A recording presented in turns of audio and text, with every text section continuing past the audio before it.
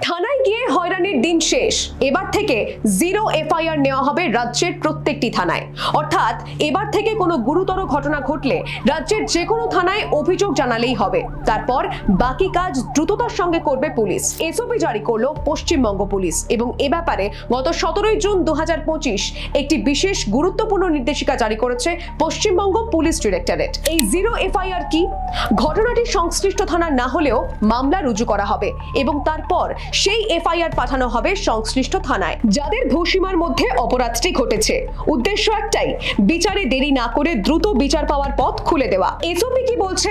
পুলিশের পক্ষ থেকে বিস্তারিত স্ট্যান্ডার্ড অপারেটিং প্রসিডিওর প্রকাশ করা হয়েছে। তাতে কি বলা হয়েছে দেখুন। প্রথম ধাপ, লিখিত, মৌখিক বা ইমেলে অভিযোগ গ্রহণ করতে হবে। ইমেলে এলে 3 দিনের মধ্যে অভিযোগকারীকে থানায় এনে সই করাতে হবে।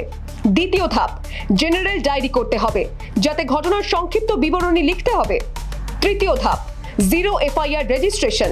অভিযোগকারীর সম্পর্কে সমস্ত তথ্য, নাম, ঠিকানা, ফোন নাম্বার, লিঙ্গ, ইমেল, অপরাধের সময়, স্থান, বর্ণনা, সাক্ষী ও প্রমাণ এইসব সিসিটিএনএস এ আপলোড করতে হবে। চতুর্থ ধাপ, অভিযোগকারীর হাতে এফআইআর কপি তুলে দিতে হবে একেবারে বিনামূল্যে। পঞ্চম ধাপ, জরুরি পদক্ষেপ যেমন শারীরিক নির্যাতনের অভিযোগে 24 ঘন্টার মধ্যে মেডিকেল পরীক্ষা করানো বাধ্যতামূলক। এফআইআর ট্রান্সফার, জিরো এফআইআর একবার রেজিস্টার হলে 24 ঘন্টার মধ্যে তার সংশ্লিষ্ট থানায় ট্রান্সফার করতে হবে। অভিযোগকারীকেও জানাতে হবে এফআইআর কোথায় পাঠানো হলো, সেই থানার যোগাযোগের বিশদ তথ্য সহ। ফলো আপ ও নজরদারি, যে থানা অভিযোগটি পাবে তারা জিরো এফআইআর কে রেগুলার এফআইআর এ রূপান্তর করবে এবং বিএনএসএস 173 অনুযায়ী প্রাথমিক তদন্ত শুরু করবে। গাফিলতি চলবে না।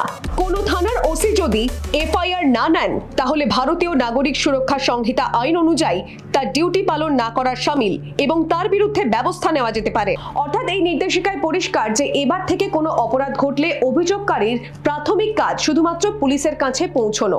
এফআইআর কোথায় হবে সেই সম্পূর্ণ দায় নিচ্ছে পুলিশ নিজেই। একে যেমন ন্যায়ের পথে দ্রুত এগিয়ে যাওয়া বলা যায়, তেমনি পুলিশ প্রশাসনের কাজে বড় ধরনের পরিবর্তন আসতে চলেছে বলেই মনে করা হচ্ছে।